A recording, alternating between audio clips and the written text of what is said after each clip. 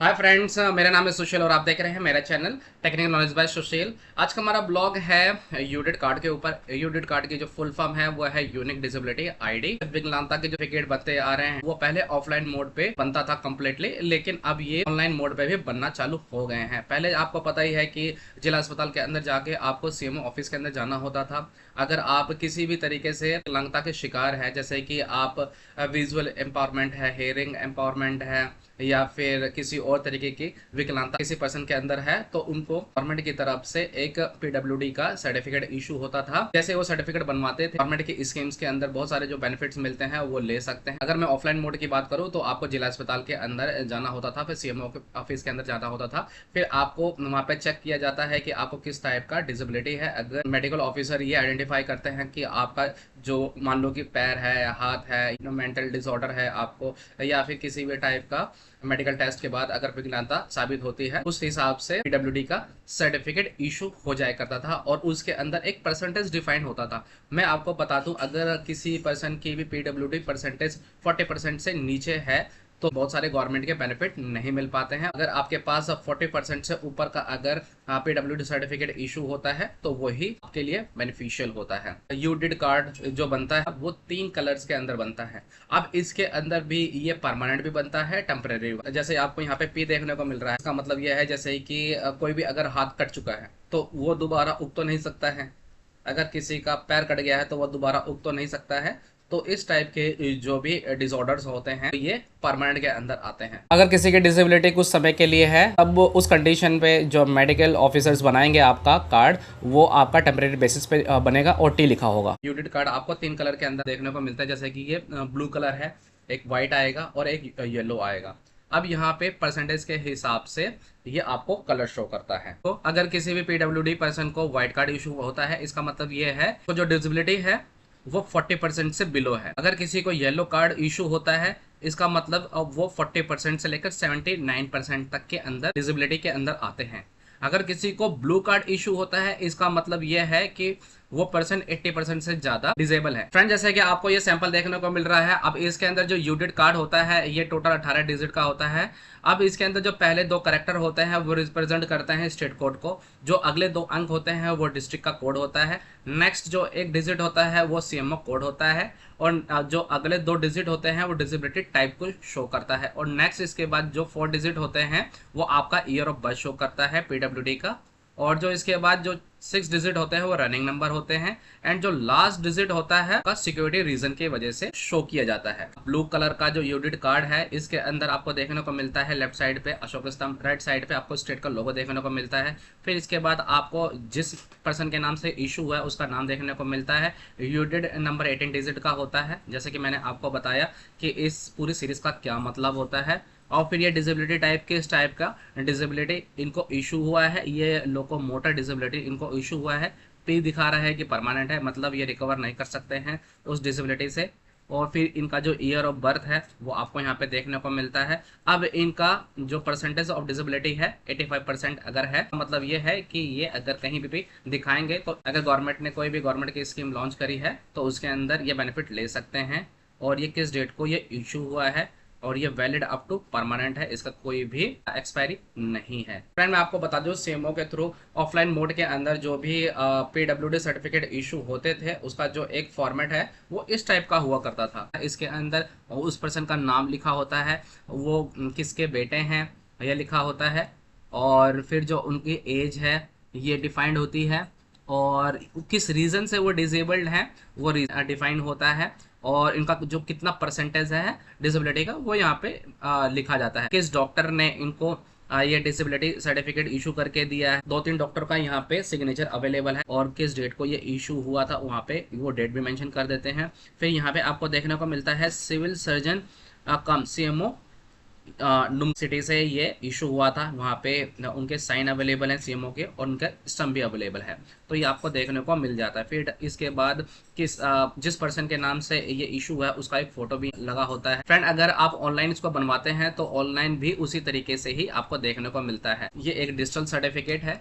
जैसे कि जब आप ऑनलाइन अप्लाई करने के लिए जाएंगे तो आपको जो डिजिटल सर्टिफिकेट मिलेगा यूडिट कार्ड में भी मिलेगा, जो डिजिटली भी डाउनलोड कर सकते हैं, पीवीसी में भी आपको रिसीव करने को मिलेगा। साथ में एक ये डिजिटल सर्टिफिकेट भी आपको इशू करके ये देते हैं। पीडब्ल्यूडी सर्टिफिकेट इशू करे जाते हैं तो उसके अंदर कौन कौन से मेडिकल इश्यूज आते हैं। आप सबसे पहला है ब्लाइंडनेस, किसी को नहीं दिखता है तो उसके लिए ब्लाइंडनेस का सर्टिफिकेट इशू होगा। लो विजन, किसी को कम दिखाई देता है। Leprosy, cured persons, hearing empowerment, यानी आपको सुनने में कोई दिक्कत है। लोकोमोटर डिसेबिलिटी, बहुत सारे सबसे ज़्यादा तो मैक्सिमम यही देखने को मिलते हैं। Dwarfism, intellectual disability, mental illness, autism spectrum disorder, cerebral palsy, ये आपको यहाँ पे टोटल 21 आपको मेडिकल इश्यूज देखने को मिलते हैं। और फ्रेंड, अगर आपको कोई भी पीडब्ल्यूडी से रिलेटेड, विकलांगता का सर्टिफिकेट से रिलेटेड, यूडिट कार्ड से रिलेटेड कोई भी अगर क्वेरी है तो आपको कहीं जाने की जरूरत नहीं है। यूडिट कार्ड से रिलेटेड सबसे पहले आपको स्वावलंबन कार्ड.gov.in के वेबसाइट पे आने के बाद FAQ, फ्रिक्वेंटली आस्क्ड क्वेश्चंस वाले ऑप्शन पे आने के बाद क्लिक करना होगा। फिर यहाँ पे लिस्ट ऑफ क्वेश्चंस है, FAQs हैं। यूडिट कार्ड क्या होता है? यूडिट की फुल फॉर्म है यूनिक डिसेबिलिटी आइडेंटिटी कार्ड। ये एक इनिशिएटिव है गवर्नमेंट ऑफ इंडिया की तरफ से, जो कि एक नेशनल डेटाबेस बनाना चाहता है पीडब्ल्यूडी का। इसका मेन मकसद सिर्फ और सिर्फ गवर्नमेंट बेनिफिट्स को प्रोवाइड करना है जो भी पीडब्ल्यूडी के अंदर आते हैं। यहाँ पे फिर एक FAQ है, who can apply for UDID card and disability certificate and where to apply for this. यहाँ पे लिखा है any citizen of India with full या partial disability can apply for UDID card at website Swavlamban कार्ड.gov.in। इसका मतलब यह है कोई भी इंडियन सिटीजन जो कि पार्शियल है या फिर फुल है। पार्शियल का मतलब यह है कि थोड़ा उनको अपंगता है और थोड़ा ठीक है, तो पार्शियल के कैटेगरी के अंदर आते हैं और वो अप्लाई कर सकते हैं। ऑनलाइन इस पोर्टल पे जाना होगा। नेक्स्ट FAQ यह है कि कौन कौन से डॉक्यूमेंट्स आपके पास होने चाहिए यूडिट कार्ड को अप्लाई करने के लिए या फिर डिसेबिलिटी सर्टिफिकेट को अप्लाई करने के लिए। एक कलर फोटो होना चाहिए।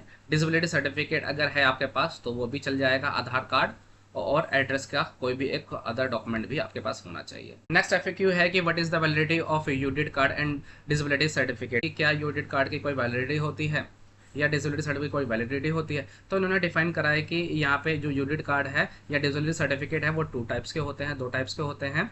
एक परमानेंट होता है, एक टेम्परेरी होता है। परमानेंट यूडिट कार्ड उनको इशू किया जाता है जो रिकवर नहीं हो सकते हैं, जिस डिसऑर्डर से वो पीड़ित हैं। टेम्परेरी यूडिट कार्ड उनको इशू किया जाता है जो कि रिकवर कर सकते हैं, जैसे चोट लगी लेकिन वो रिकवर हो सकता है, उसके लिए टेम्परेरी यूडिट कार्ड इशू किया जाता है। अब यहाँ पे नेक्स्ट FAQ है, what to do when my UDID card या डिसेबिलिटी सर्टिफिकेट वैलिडिटी एक्सपायर्स। यानी अगर मेरा यूडिट कार्ड या फिर डिसेबिलिटी सर्टिफिकेट एक्सपायर हो जाता है तो मुझे क्या करना है? यहाँ पे आपको दोबारा ऑनलाइन अप्लाई करना होगा रिन्यूअल के लिए। अगर आपने ऑफलाइन मोड से बनवाया है तो तब भी रिन्यूअल होता है। अगर आप ऑनलाइन मोड से आपने अप्लाई किया है और उस पर कोई भी एक्सपायरी अगर लिखी हुई है तो आपका रिन्यूअल के लिए अप्लाई करना होगा। ऑनलाइन आपको अप्लाई करने के लिए स्वावलंबन कार्ड.gov.in के वेबसाइट पे ही आप अप्लाई कर सकते हैं।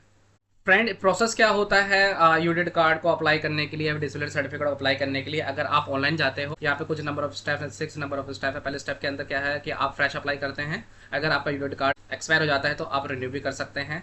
जैसे ही आप अप्लाई करते हैं तो जो आपकी एप्लीकेशन है वो CMO या डिस्ट्रिक्ट मेडिकल ऑफिसर या PW रेजिडेंट डिस्ट्रिक्ट या फिर किसी भी गवर्नमेंट के हॉस्पिटल में आपका केस चला जाता है वेरीफाई होने के लिए, जहाँ पे आपने अपना ट्रीटमेंट कराया था। जैसे आपके वेरिफिकेशन हो जाती है तो आपको असेसमेंट के लिए भेजा जाता है। फिर इसके बाद क्या है कि जब असेसमेंट के लिए आपको डॉक्टर असाइन होता है तो आपका जो डॉक्टर है असेसमेंट रिपोर्ट मेडिकल बोर्ड को ये बना के दे देते हैं। 5th पॉइंट ये कहता है कि मेडिकल बोर्ड यहाँ पे डिसीजन लेता है कि उनको कितना परसेंट डिसेबिलिटी है, उसके क्या वैलिडिटी रहेगी। तो ये जो भी इंफॉर्मेशन है वो मेडिकल अथॉरिटी लेती है। अगर आप यूडिट कार्ड को बनाना चाहते हैं, डिसेबिलिटी सर्टिफिकेट को ऑनलाइन बनाना चाहते हैं तो आपको ऑनलाइन आना होगा स्वावलंबन कार्ड.gov.in के वेबसाइट पे। फिर यहाँ पे आपको देखने को मिल रहा है अप्लाई फॉर यूडिट, या फिर नीचे भी आपको देखने को मिल जाता है अप्लाई नाउ। फिर जैसे ही आप इस पर क्लिक कर देते हैं फिर आपको एक रजिस्ट्रेशन फॉर्म देखने को मिल जाता है। अब यहाँ पे जो बाय डिफॉल्ट लैंग्वेज है वो हिंदी में सेट कर रखी है। अगर आपको अपनी लैंग्वेज को चेंज करना है तो यहाँ पे अपनी लैंग्वेज को सेलेक्ट कर सकते हैं। यहाँ पे सबसे पहले है एप्लीकेंट का फुल नेम। जो भी पर्सन विकलांग है अगर वो अपने नाम से बनाना चाहते हैं तो उनका नाम यहाँ पे आएगा। जैसे आप नाम लिख देते हैं फिर टैब आपको मारना होगा। जैसे आप टैब मारते हैं तो आपके जो भी इंग्लिश में आपने नाम लिखा है वो ऑटो हिंदी के अंदर ट्रांसलेट हो जाता है। फिर इसके बाद एप्लीकेंट्स फादर नेम, यहाँ पे एप्लीकेंट का फादर नेम आपको भरना है। फिर एप्लीकेंट का मदर नेम आएगा। फिर यहाँ पे आपका मोबाइल नंबर आएगा, फिर ईमेल आईडी के अंदर ईमेल आईडी आपको भरना है, फिर यहाँ पे डेट ऑफ बर्थ आपको फिल करनी है अपनी, फिर यहाँ पे आपको कैटेगरी SC ST OBC या फिर जनरल, जिस भी कैटेगरी से आप बिलोंग करते हैं उस कैटेगरी को आपको चूज करना होगा। फिर यहाँ पे जेंडर है, मेल फीमेल या फिर ट्रांसजेंडर जो भी आप हैं वो आपको सेलेक्ट करना होगा। ब्लड ग्रुप यहाँ पे बहुत सारे ब्लड ग्रुप दिखाए गए हैं सेलेक्ट करने के लिए। अगर आपको अपना ब्लड ग्रुप नहीं पता है तो आप 100 या 200 रुपये देकर अपना ब्लड ग्रुप का टेस्ट करा सकते हैं। जैसे आपको पता चले तो आप यहाँ पे अपने ब्लड ग्रुप को सेलेक्ट करेंगे। रिलेशन विद पर्सन, अगर आप खुद अप्लाई कर रहे हैं, इस एप्लीकेशन को फिल कर रहे हैं तो सेल्फ आएगा। फिर इसके बाद यहाँ पे आपको फ़ोटो अपलोड होगा और यहाँ पे राइट हैंड साइड पे आपका सिग्नेचर या फिर थंब अगर लगाते हैं तो वो अपलोड होगा। यहाँ पे जो फोटो की डिस्क्रिप्शन दे रखी है फोटो को अपलोड करने के लिए, वो इसका साइज रहेगा 35x45 mm का। अब यहाँ पे लिखा है कि only JPG and PNG image with size 5 KB to 100 KB allowed and photo image width and height less than 800 px allowed. Note please upload A recent photograph. यहाँ पे आपको बोला गया है कि आपको JPG या फिर PNG इमेज ही आपको अपलोड करनी है और जिसका साइज़ 5 KB से 100 KB से ऊपर नहीं होना चाहिए और जो इसकी हाइट और विड्थ है वो 800 px के अंदर ही होनी चाहिए और आपको रिसेंट पासपोर्ट फ़ोटो ही आपको अपलोड करनी है। ऐसा यहाँ पे सिग्नेचर के लिए भी कुछ दिया गया है। इसका जो फोटो का साइज़ होगा वो 35x45 mm के अंदर होना चाहिए और जो ये इमेज रहेगी वो JPG या फिर PNG इमेज आप अपलोड कर सकते हैं और उसका जो साइज़ रहेगा 3 KB से लेकर 30 KB के बीच में रहेगा। फिर यहाँ पे आपको अपनी एनुअल इनकम को दिखाना है कि आपकी एनुअल इनकम कितनी है।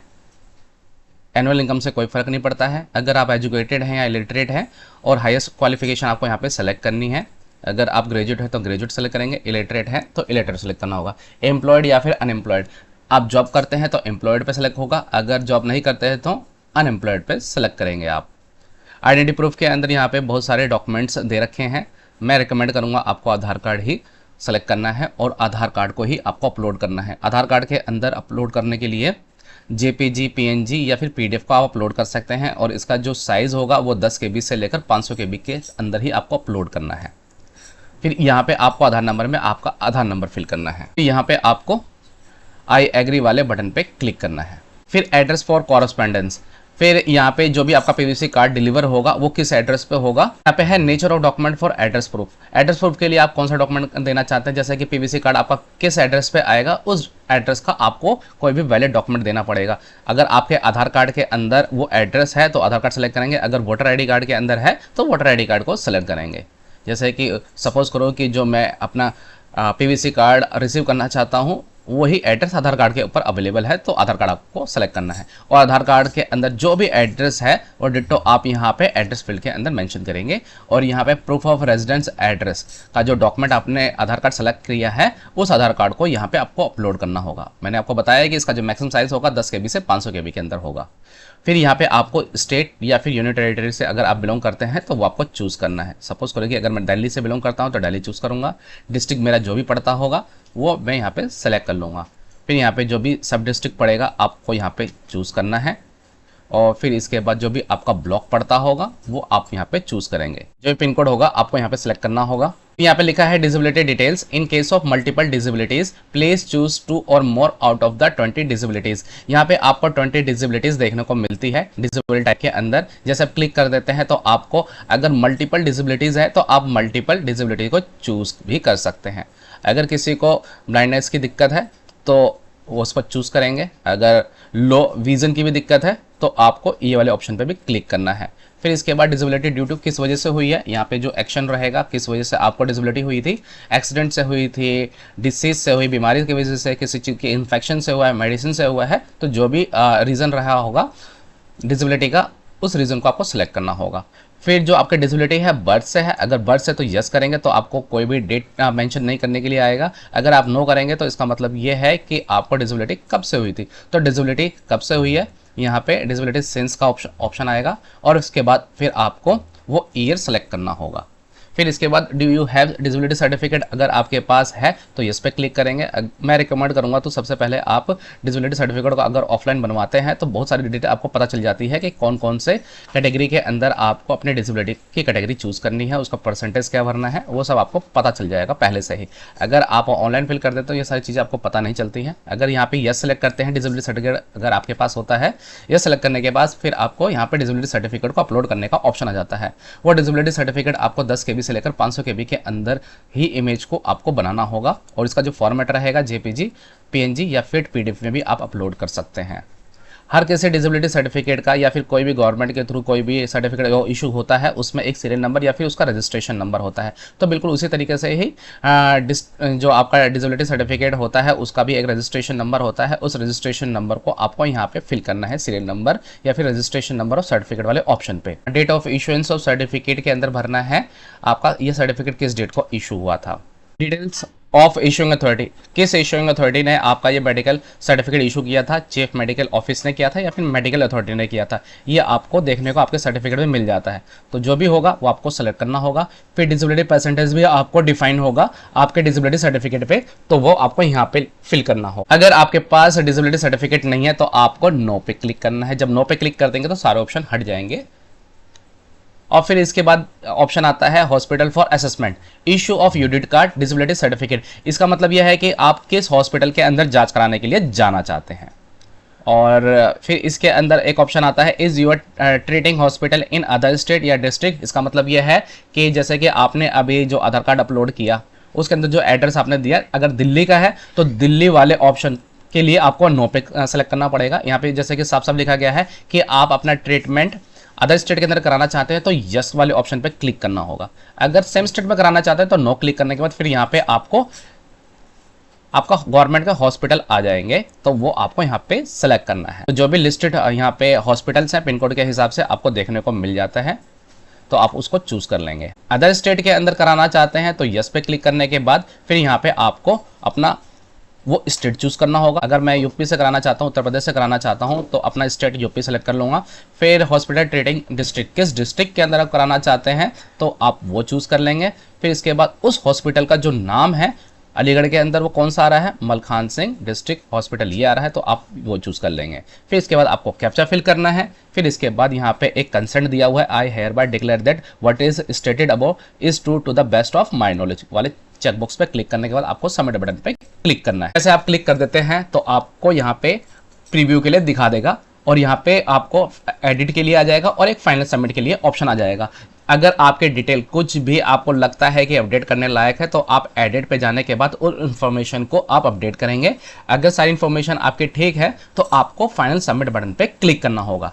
जैसे आप फाइनल बटन पे क्लिक कर देते हैं तो आपके पास एक एनरोलमेंट नंबर जनरेट हो जाता है और जो ये एनरोलमेंट नंबर जनरेट हो जाता है ये आपके फ्यूचर रेफरेंस में काम आता है। जैसे आपका एनरोलमेंट नंबर जनरेट हो जाता है तो यहाँ पे एक थैंक यू का मैसेज आता है। यहाँ पे लिखा होता है your application has been submitted successfully, you can use this application number. आपका एप्लीकेशन नंबर आ जाता है। ट्रैक योर एप्लीकेशन स्टेटस, अगर आपको एप्लीकेशन का अपना स्टेटस जानना है तो ये एप्लीकेशन नंबर आपका काम आएगा। अगर आपको इस एप्लीकेशन का जो रिसिप्ट डाउनलोड करना है तो यहाँ पे देखो लेफ्ट साइड में लिखा हुआ है डाउनलोड एप्लीकेशन और डाउनलोड रिसिप्ट। अगर रिसिप्ट डाउनलोड करनी है तो आप डाउनलोड रिसिप्ट वाले ऑप्शन पे जाके आप इसको डाउनलोड कर सकते हैं। को यहाँ पे देखने को मिलता है आपका एनरोलमेंट नंबर, एनरोलमेंट डेट आपको देखने को मिल जाती है, किसके नाम से ये आपने फॉर्म को फिल करा है, वो पूरी डिटेल जो भी आपने अभी ऑनलाइन फिल करी वो सारी डिटेल आपको यहाँ देखने को मिल जाती है। और फिर इसके बाद यहाँ पे आपको उस पर्सन का एड्रेस और एक QR कोड भी देखने को मिल जाता है। जैसे आप यहाँ पे QR कोड को स्कैन करेंगे तो आपके पास ये रिसिप्ट को डाउनलोड करने का ऑप्शन आ जाता है। अगर आप अपने एप्लीकेशन को ट्रैक करना चाहते हैं तो यहाँ पे ट्रैक यूर एप्लीकेशन का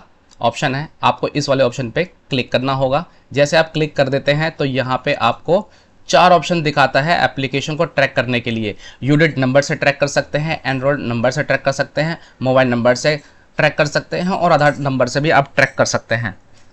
अगर जैसे कि एप्लीकेशन आपने सबमिट करी तो आपके पास एनरोल नंबर आया है तो आप यहाँ पे एनरोल नंबर के थ्रू भी चेक कर सकते हैं। अगर आपको कुछ भी याद नहीं है तो आपने अपना आधार नंबर फिल करा था, अगर वो भी याद नहीं है तो आपने मोबाइल नंबर जिससे भी रजिस्ट्रेशन करा था उसको क्लिक करेंगे और फिर इसके बाद उस मोबाइल नंबर को यहाँ टाइप करेंगे, फिर सबमिट बटन पे क्लिक कर देंगे। जैसे आप सबमिट बटन पे क्लिक कर देते हो, आपका जो भी करंट स्टेटस होगा एप्लीकेशन का वो आपको दिखा देगा। वैसे यहाँ पे ज़्यादा से ज़्यादा 1 से 1.5 महीना ही लगता है आपके एप्लीकेशन को अप्रूव होने में।